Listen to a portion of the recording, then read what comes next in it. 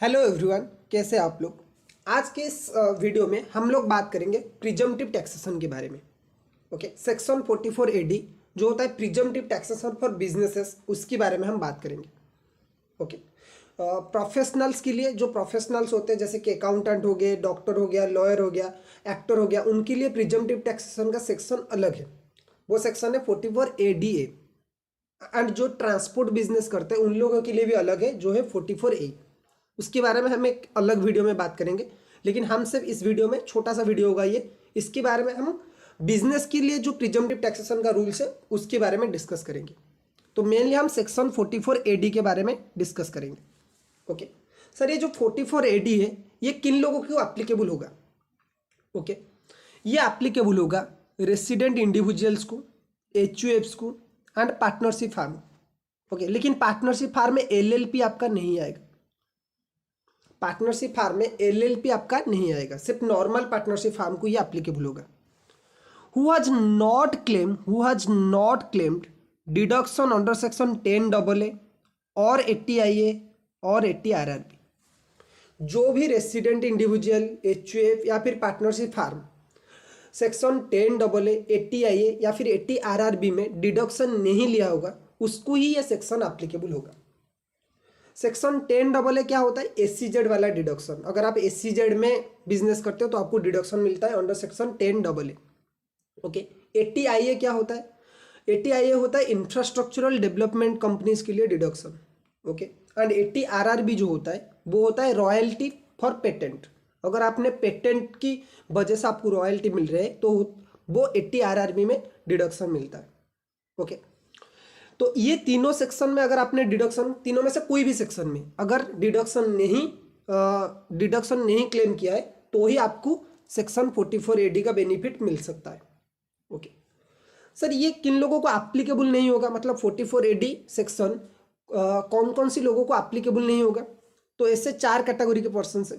पहला है जो 44 AE में बिजनेस करते हैं, मतलब जो ट्रांसपोर्ट बिजनेस करते हैं और जो 44 AE सेक्शन चूज करते हैं, उनके लिए ये वाला सेक्शन एप्लीकेबल नहीं होगा।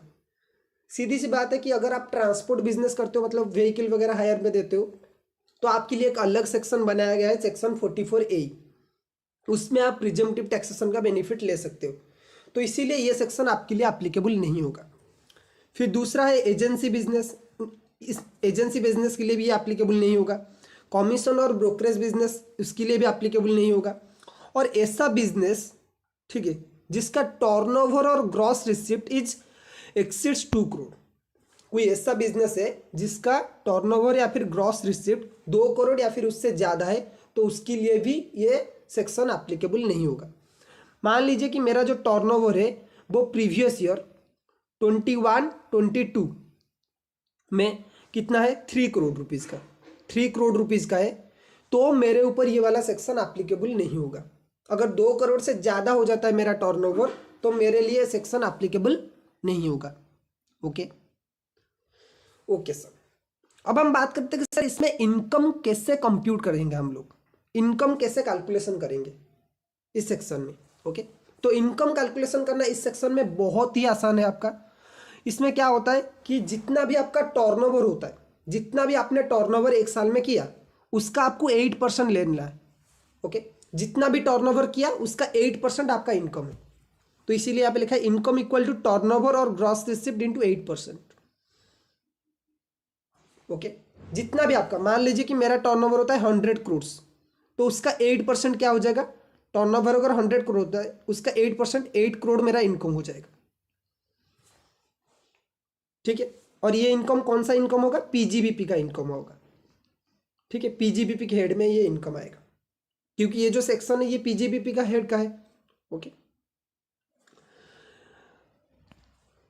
इसमें और एक कंडीशन है कि अगर आप क्या करते हो कि आपका जो टर्नओवर है वो रियलाइज होता है थ्रू अकाउंट पे चेक और अकाउंट पे डिमांड ड्राफ्ट और through any electronic clearing system. मतलब अगर आप सेल कर रहे हो थ्रू अकाउंट पे चेक और अकाउंट पे डिमांड ड्राफ्ट और through any electronic clearing system, मतलब UPI हो गया या फिर गूगल पे, फोन पे, जो भी हो गया, ओके, उसके थ्रू अगर आप सेल कर रहे हो तो आपको 8% की जगह 6% आपका इनकम लेना है। ओके, क्योंकि ये डिजिटलाइजेशन को बढ़ावा देने के लिए बनाया गया था कि अगर आप अकाउंट पे चेक थ्रू अकाउंट, मतलब कैशलेस बिजनेस अगर आप करते हो, कैशलेस बिजनेस अगर आप बेसिकली करते हो, तो आपके ऊपर 6% लिया जाएगा, मतलब आप 6% इनकम शो कर सकते हो, तो थोड़ी सी इनकम आपकी कम हो जाएगी। ओके, तो अगर मैं एक एग्जांपल लूँ कि मान लो कि आपने टोटल 100 करोड़ का टर्नओवर किया, इसमें से आपने 60 करोड़ क्या किया, 60 करोड़ आपने किया कैश वाला। ओके, और बाकी का 40 करोड़ आपने क्या किया, मान लो कि यूपीआई के थ्रू आपने सेल किया। ओके, तो इसके ऊपर आपको लेना है 8% इनकम कैलकुलेशन के लिए, और इसके ऊपर आपको लेना है 6%, तो ये आ जाएगा 4.8 करोड़ और ये आ जाएगा 2.4 करोड़। ओके, ये और आपका ये आएगा टोटल इनकम।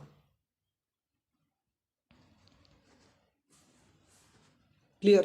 तो जितना भी आपने सेल किया है थ्रू अकाउंट पे चेक या फिर थ्रू इलेक्ट्रॉनिक सिस्टम या फिर थ्रू अकाउंट पे डिमांड ड्राफ्ट, उसके ऊपर आपको 6% लेना है। बाकी अगर जो भी आपने कैश में सेल किया है उसके ऊपर आपको 8% लेना है। तो उसमें इनकम कैलकुलेशन करना सर बहुत ही आसान है। ओके, फिर हम और कुछ कंडीशन से, अगर आप ये सेक्शन लेते हो तो उसमें और कुछ कंडीशन है जो आपको फुलफिल करना पड़ेगा। आइए उसके ऊपर बात करते हैं।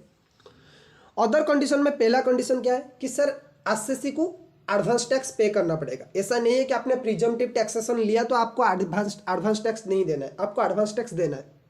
लेकिन नॉर्मल बिजनेस में आपको एडवांस टैक्स में कितना इंस्टॉलमेंट देना पड़ता है, 4 इंस्टॉलमेंट्स, लेकिन इसमें आपको एक ही इंस्टॉलमेंट देना पड़ेगा। ठीक है, तो इसीलिए लिखा है the eligible assessee is required to pay advance tax, however there will be only one instalment that is 15th March of the financial year. आपको एक ही इंस्टॉलमेंट देना है अगर आप 44 AD चूज करते हो।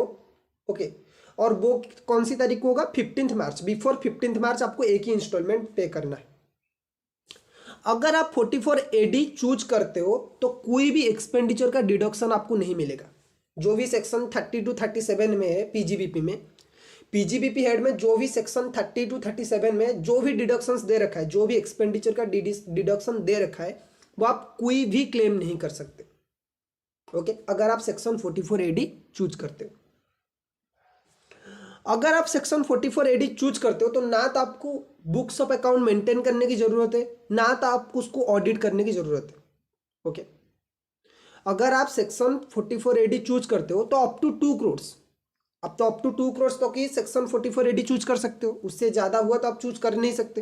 तो अगर आप सेक्शन 44 AD चूज करते हो तो ना तो आपको you are not required to maintain books of account, okay, जो कि 44 AA में दे रखा है आपका पीजीबीपी में, और ना तो आपको उससे सीए से ऑडिट करवाना है, ना तो आपको बुक्स ऑफ अकाउंट मेंटेन करना है, ना तो उसे ऑडिट कराना है।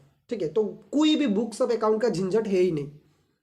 ओके, उसके बाद ये लोग बोलते हैं कि पार्टनर्स रेमुनरेशन जो आपका 40B में मिलता था, पार्टनर्स रेमुनरेशन जो भी आपका सेक्शन 40B में मिलता था, वो आप क्लेम नहीं कर सकते। बेसिकली कोई भी एक्सपेंसेस आप क्लेम नहीं कर सकते, सीधा आपका टर्नओवर जितना हुआ उसका 8% आपको इनकम लेना है, और जो भी एक्सपेंसेस था वो सब कुछ गया। ठीक है, वो कोई भी एक्सपेंसेस आपको नहीं मिलेगा। ओके, उसके बाद हम बात करते हैं कि टाइम लिमिट, सर आपको कब तक 44 AD फॉलो करना चाहिए या फिर कितने दिन तक आप फॉलो कर सकते हो। तो ये बोलते हैं इनकम टैक्स वाले कि अगर आप कोई एक बार 44 AD फॉलो करते हो, if an assessee declare income for any previous year as per section 44 AD, then he have to declare income as per section 44 AD for 5 consecutive years, for 5 consecutive years। इसका मतलब sir क्या है, ये बोलते हैं कि अगर आपने कोई भी एक ईयर में कोई भी प्रीवियस ईयर में 44 AD को चूज किया तो उसके अगले 5 साल तक उसकी लगातार आपको 5 साल उसे फॉलो करना पड़ेगा। ठीक है, मान लीजिए कि मैंने 2018-19 में, प्रीवियस ईयर 2018-19 में 44 AD चूज किया। ओके, तो उसके बाद मुझे 19-20, 20-21, 21-22, 22-23, ये 4 साल भी लगातार 5 साल, इस फर्स्ट ईयर को मिला के जिस साल मैंने चूज किया था उसके अगले 4 साल, तो टोटल 5 ईयर्स, टोटल 5 ईयर्स क्या करना पड़ेगा मुझे, टोटल 5 ईयर्स मुझे 44 AD चूज करना पड़ेगा। टोटल 5 ईयर्स मुझे 44 AD का बेनिफिट ये जो चूज करना पड़ेगा। सर अगर मैं कोई भी ईयर में 44 AD चूज नहीं करता हूँ, मान लीजिए कि सर मैंने बीच वाले कोई भी ईयर में, मान लो कि 21-22 में मैंने 44 AD चूज नहीं किया, तो क्या होगा? अगर मैंने 21-22 में 44 AD चूज नहीं किया तो सर क्या होगा? देखिए ये लोग क्या बोलते हैं कि if he does not declare income as per section 44 AD for 5 consecutive years, then he shall not be eligible for claim benefit of section 44 AD for 5 subsequent years to the year in which which assessee not declare income as per section 44 AD। क्या बोलते हैं ये लोग?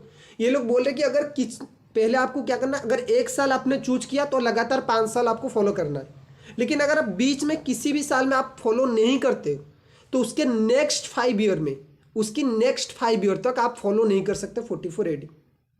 क्या मतलब है sir इसका? इसका सिंपल सा मतलब है कि जो हमारी एग्जाम्पल था उसे एक बार दोबारा लेते कि मैंने 44 AD कौन सी ईयर में चूज की थी? 18-19 में। ओके, तो उसके बाद मुझे 5 साल फॉलो करना था, 19-20, 20-21, 21-22, 22-23, ये 5 साल मुझे फॉलो करना था। मान लीजिए कि सर मैंने इस साल में 2021 में फॉलो नहीं किया, ठीक है, तो जो नेक्स्ट 5 साल है मतलब 21-22, 22-23, ओके, 23-24, 24-25 एंड 25-26, जिस ईयर में मैंने डेविएशन किया, जिस ईयर में मैंने रूल तोड़ा, ओके, उसके अगले 5 साल तक मैं 44 AD का बिजनेस, 44 AD का बेनिफिट नहीं ले सकता। ओके, उसके नेक्स्ट 5 साल तक मैं 44 AD का डिडक्शन नहीं ले सकता। तो 21-22, 22-23, 23-24, 24-25 एंड 25-26, ये 5 साल तक मैं 44 AD का बेनिफिट नहीं ले सकता। ओके, सो सर ये सेक्शन खत्म हो गया।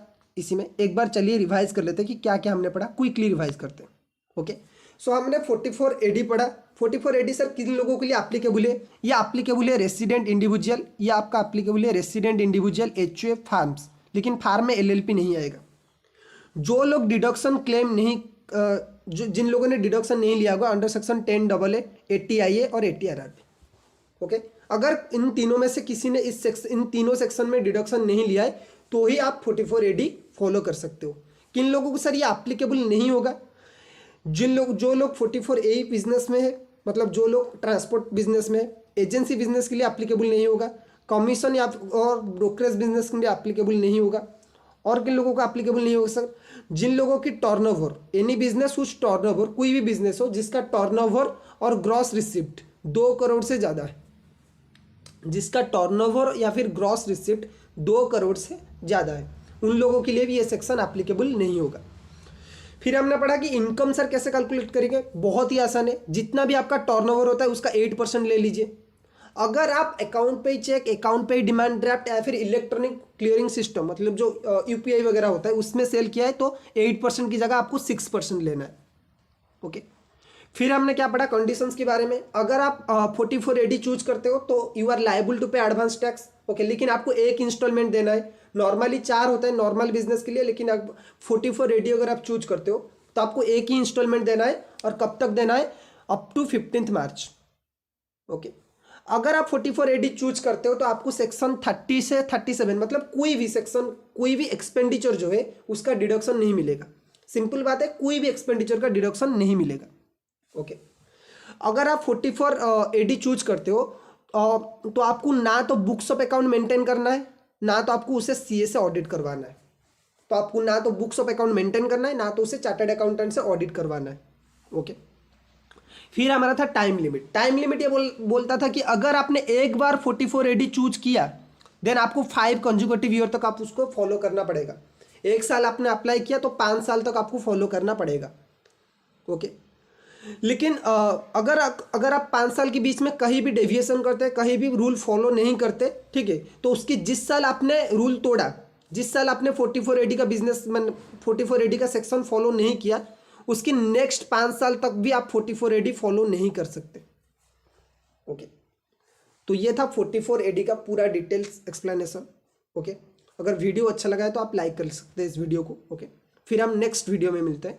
Thank you.